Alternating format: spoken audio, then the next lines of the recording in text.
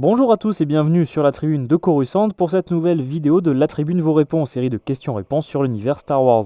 Avant de commencer la vidéo, je vous invite à aller nous suivre sur les différents réseaux, que ce soit Facebook, Twitter ou Instagram, si vous voulez vous tenir au courant de l'actualité Star Wars. On commence aujourd'hui avec la question de Hugo Galetti qui voudrait en savoir plus sur Tulak Hord. Dans l'univers légende, Tulak Hord était un puissant seigneur Sith qui a vécu bien des millénaires avant la bataille de Yavin, et même bien avant la Grande Guerre hyperspatiale. Connu également sous le nom de Seigneur de la Haine, il faisait partie de l'ancien Empire Sith et fut l'un des meilleurs duellistes au sabre laser de l'histoire de l'Empire, un talent reconnu entre autres par Darth Traya bien des années plus tard. L'espèce de Horde était d'ailleurs inconnue mais semblable à un humain. Armé d'un sabre laser à lame orange, Tulak Hord portait une armure et un masque intimidant. À ses débuts, Tulak Hord affronta Kemval, membre de l'espèce des Dashade qui résistait au pouvoir de la Force, et qui devint par la suite son allié le plus loyal. Amassant de nombreux fidèles, les deux guerriers menèrent une campagne de terreur sur les planètes In de la bordure intérieure et Shabosh dans la bordure extérieure. C'est pendant cette campagne que Tulak Hord fut approché par un autre Sith nommé Aloysius Kalig. Initialement, Hord repoussa Kalig mais ce dernier refusa d'être écarté. Kalig mit au défi le meilleur général de Tulak Hord, un duel remporté par le Sith ambitieux. Hord finit donc par accepter Kalig à ses côtés pour mener ses armées. À cette période, la gloire de Tulak Hord ne faisait que croître, notamment grâce à ses rituels obscurs qui lui permettaient de drainer la force de ses adversaires afin de s'en nourrir. Les exploits militaires de Kalig ont valu à Hord d'immenses succès, mais avaient également intimidé le Seigneur Noir. Hord craignait que son général ne devienne un rival très dangereux. C'est ainsi que Hord décida de faire assassiner Kalig, forçant sa famille à s'exiler. Alors que Tulak Hord cultivait son pouvoir, il créa un holocron et décida de disperser ses enseignements dans des endroits reculés afin de s'assurer que seuls les plus méritants pourraient bénéficier de son savoir. Il commença également la formation d'un apprenti nommé Hortan Sella. Le seigneur Hord décida de placer son fidèle serviteur Kemval dans une chambre de stase à l'intérieur de ce qui deviendra par la suite la tombe de Naga Sadow sur Korriban. Suite à cet événement, Hortan Sella décida de tuer son maître Tulak Hord en le poignardant dans le dos. Après sa mort, une immense tombe fut érigée en son honneur dans la vallée des Seigneurs Noirs sur Korriban.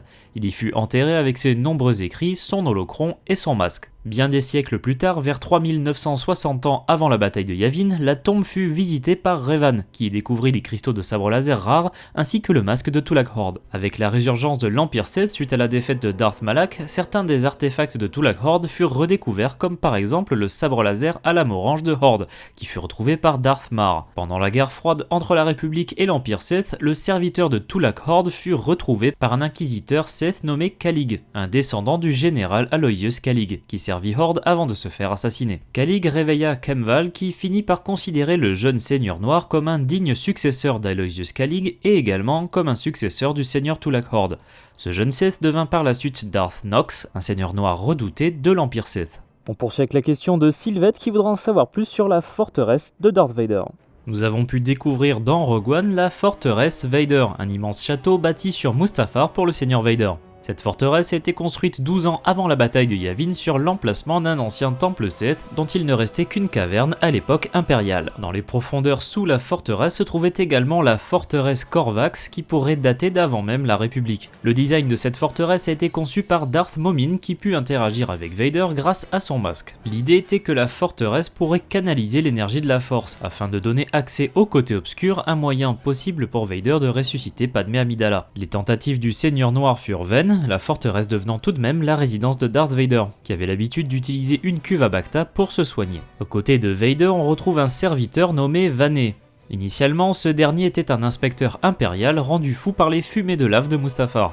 Vader finit par être en colère contre Vané, son serviteur, et décida de l'emprisonner dans les profondeurs du château. Après la mort de Vader, les résidents du château quittèrent ce lieu, laissant Vané à son triste sort. De jeunes Mustafariens nommés Tutel et Gigek eurent comme idée de détruire la forteresse. C'est lors de cette tentative qu'ils croisèrent le chemin de Vané. Ils aidèrent ce dernier à se libérer, apprenant à Vané la mort de Darth Vader.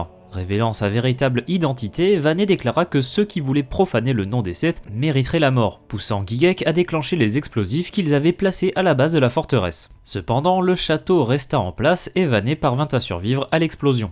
Le serviteur crut voir l'esprit de Vader lui apparaître et se mit en quête d'une résurrection de son ancien maître. Bien évidemment, cette mission fut un échec et Vané finit par disparaître. La forteresse fut laissée en ruine suite à la défaite de l'Empire et la mort de son propriétaire.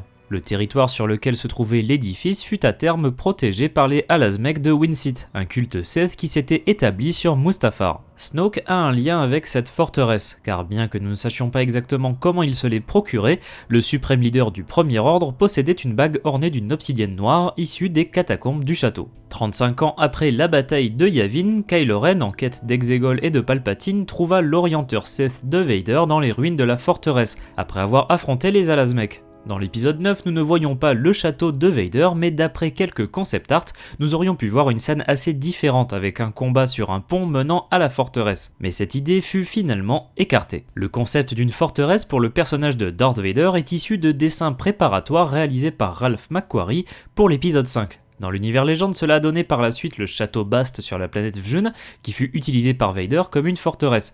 En plus de cela, nous savons que Vader possédait un palais sur Coruscant qui apparaît dans le roman Les Ombres de l'Empire, ainsi qu'une forteresse située dans l'hémisphère nord de Coruscant, comme on peut le voir dans le roman La Tempête approche, premier tome de la trilogie La Crise de la Flotte Noire. Merci d'avoir regardé cette vidéo, j'espère qu'elle vous a plu. Si c'est le cas, n'hésitez pas à laisser un like, à la partager et à vous abonner en activant les notifications si vous ne voulez pas rater les prochaines vidéos de la Tribune de Coruscant. Vous pouvez nous poser vos questions dans les commentaires ou par message sur nos réseaux sociaux Facebook, Twitter ou Instagram. A bientôt et que la force soit avec vous.